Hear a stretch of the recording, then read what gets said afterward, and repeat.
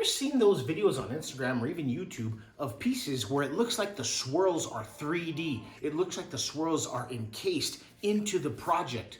We're gonna show you how to do that today. Stay tuned. So first things first, folks, the most important part of this, anytime you're pouring a translucent or a transparent see-through pour, you always want to make sure that your edges on the wood are sealed. You want to make sure any little areas of air can't be accessed by the epoxy. That way bubbles leak out. We want this to be completely sealed. So what we're gonna go ahead and do is we're gonna get these pieces and we're gonna seal all of this with tabletop epoxy. We'll let it cure and then we will come back and we'll go ahead and do our clear pour. So what I'm gonna do is I'm gonna go ahead and mix up a batch of Upstart Epoxy's tabletop epoxy right here. And I think we're gonna probably go with, I think 16 ounces should do, probably even 12. But for the sake of this pour, let's go ahead and get this going here. And we're gonna do 8 of the hardener. I always like to pour the hardener first because the hardener, I don't know, for whatever reason, it makes it a lot easier. And for this, we don't care about bubbles and stuff like that because it's not gonna be like a seal coat or a flood coat. We just wanna make sure that we have enough epoxy to cover all of our edges on all this wood here. Like we said, we don't want any air escaping from this wood when we pour our color pour. So let's go ahead and mix this up.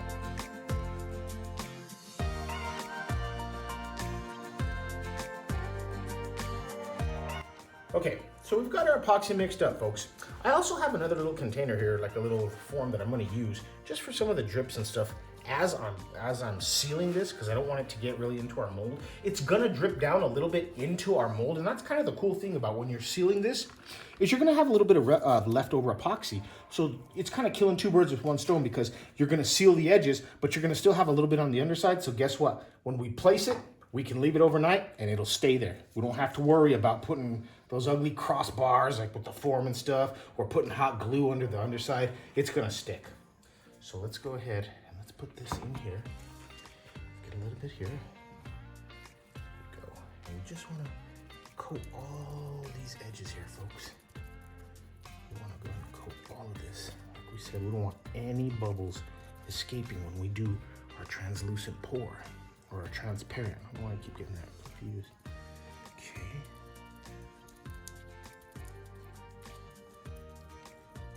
To be nice and shiny.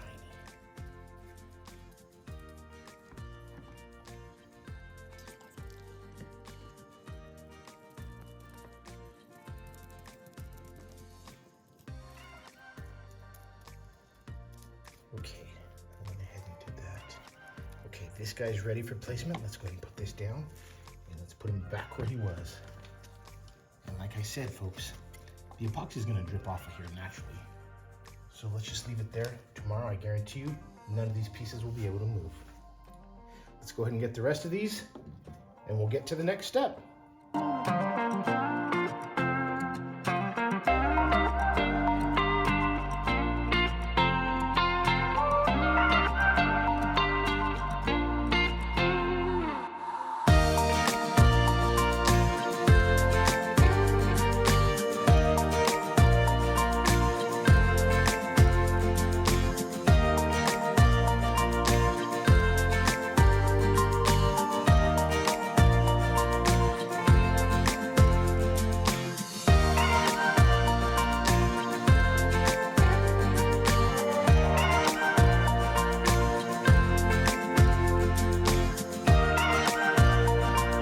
Okay, so we've got all the wood pieces, they're all cured up and they're all sealed up. We're gonna let them cure for about 24 hours.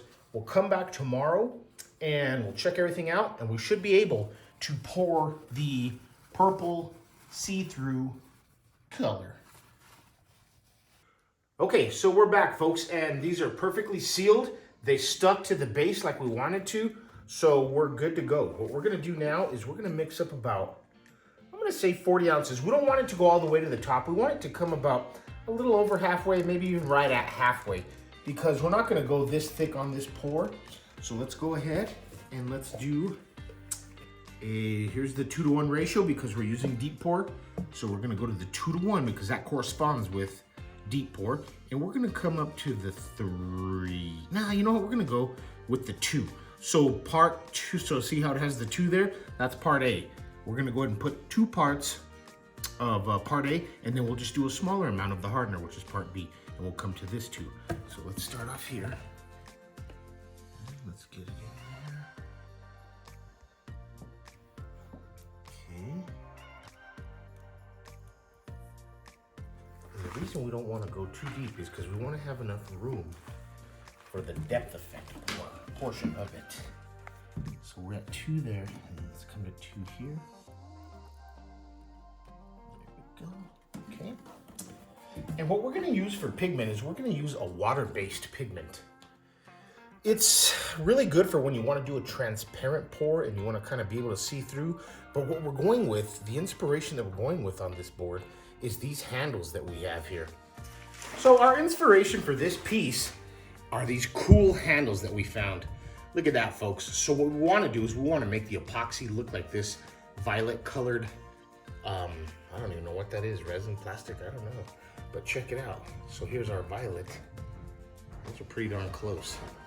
So what we'll do is we'll do some silver swirls in there and make them look 3D. So those are inspiration. So with that being said, what I'm gonna do is I'm gonna pour out, after I mix this up,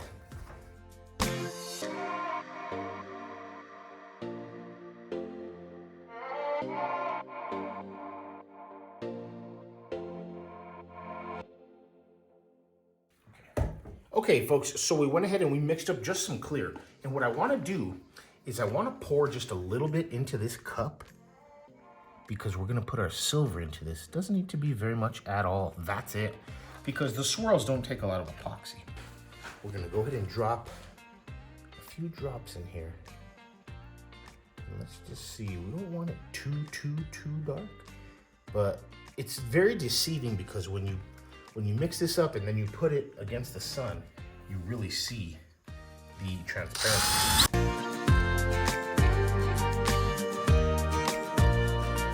So now we're gonna go ahead and we're gonna mix up our silver. Okay. We want this to be kind of overpowering because we really want this silver to stand out in this purple. So we're just gonna mix it up in here.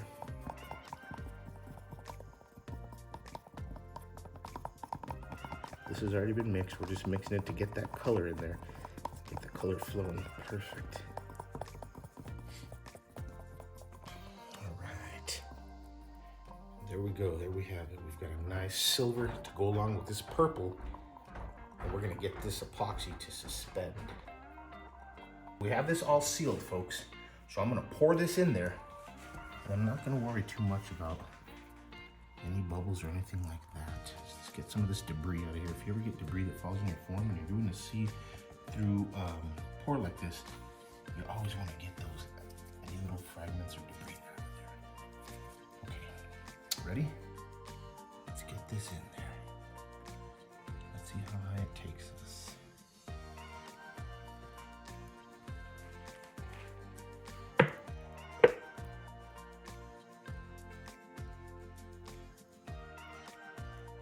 That's perfect. I didn't want to go too high and I didn't want to go too low. I don't want this to be a super thick board. So I think what we'll do is, bear in mind, folks, we're going to do another pour like this once we do the swirls in there and we get them suspended and stuff. Just a very thin coat just to kind of seal everything in. So let's go ahead. Bubbles out.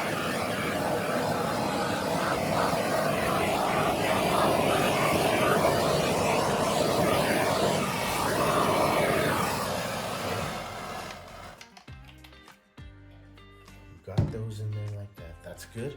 Now what we're gonna do is we're just gonna put our silver here and we're gonna just let it cure along with this in the mixing cup. It's too viscous right now. It's too watery to put in here. If we were to put it in here now, it would just sink to the bottom. So we want to, the idea is to catch this epoxy when it's like peanut butter.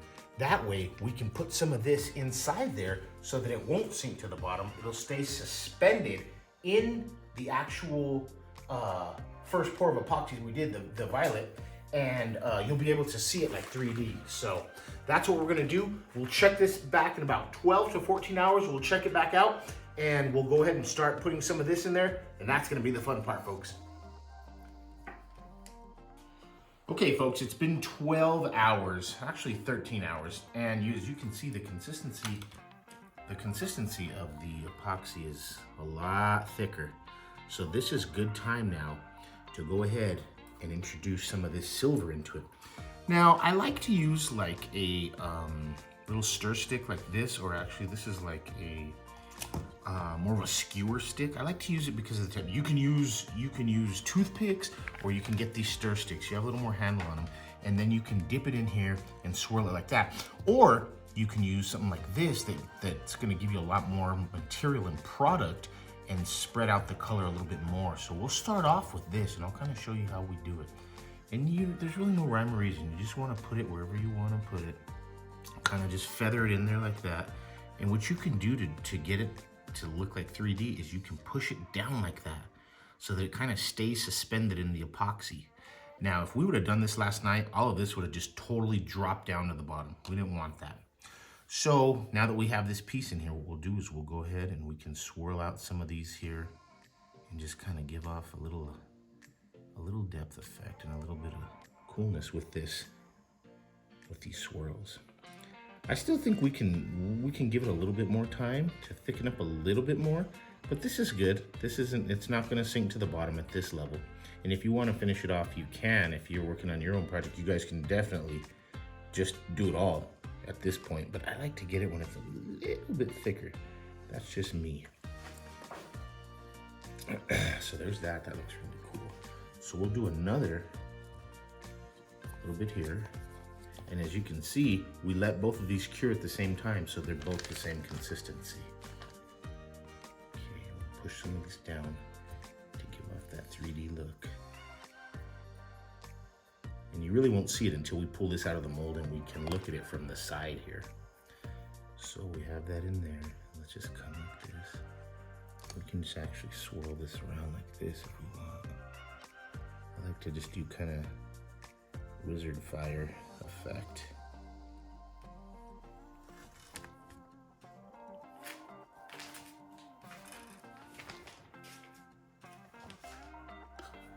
Okay, let's give it a little bit down here too. We don't want to do too much because too much takes away from the base color sometimes. You don't want to cloud that up at all. So let's just swirl this in here, push it down.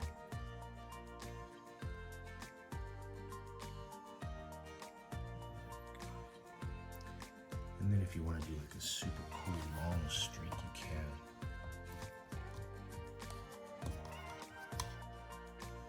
You can come here and just drop this and just drop it right on top of the epoxy like that.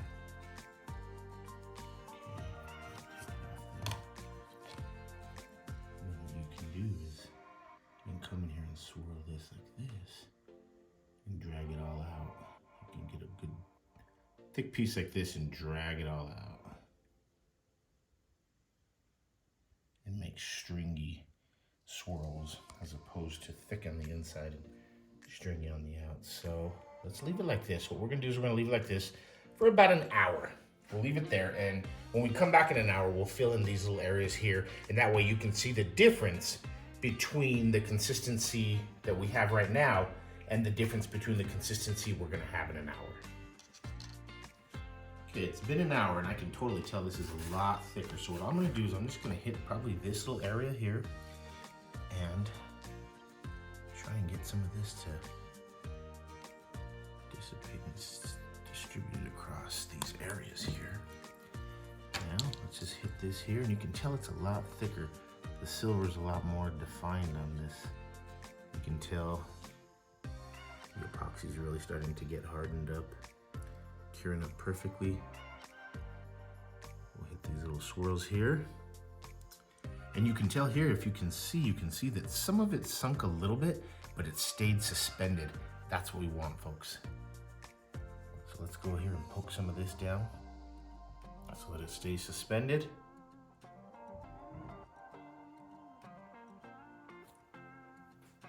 And there she is. So what we'll do with this, folks, we'll let it cure. It's already almost there. And then we'll go ahead, refine this piece, slap the handles on, and we're all done. Okay, we brought this back in, folks. We took it outside, we refined it. We've showed you how to do that in like tons of videos.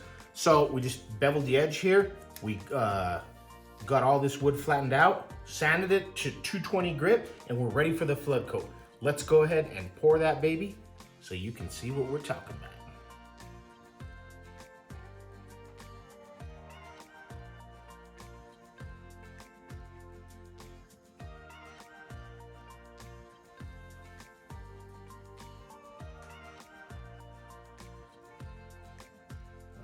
Nice, good. Pour here, make sure these edges overflow with epoxy just a little bit. That way we get a good flow. And we're gonna go ahead and just hit these sides.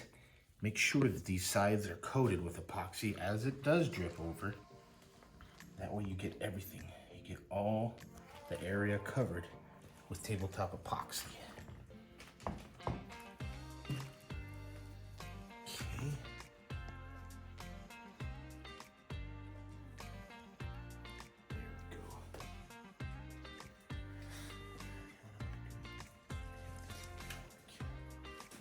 We're gonna go ahead and torch some of these bubbles off.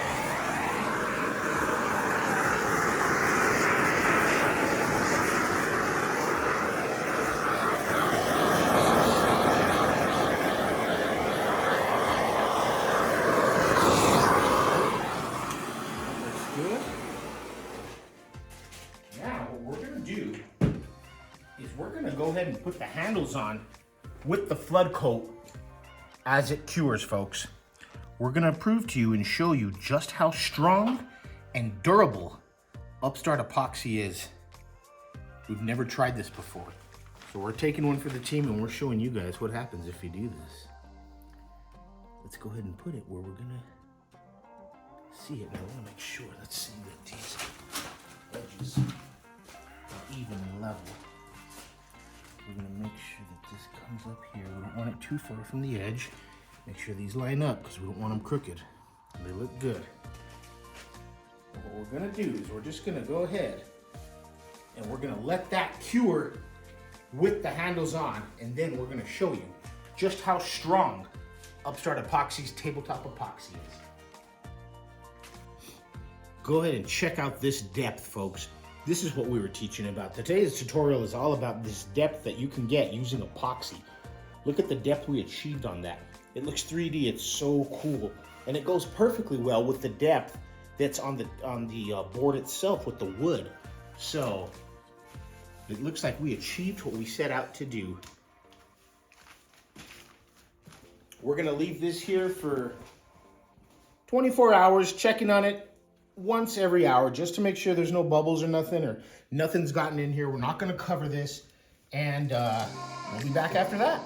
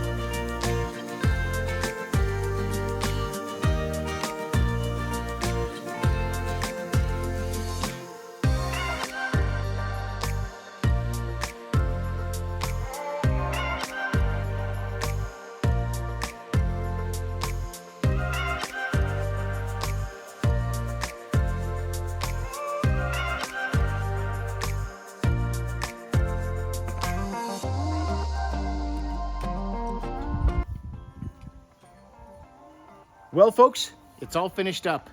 Look how beautiful this thing came out. Look at the gorgeous depth that we captured, folks.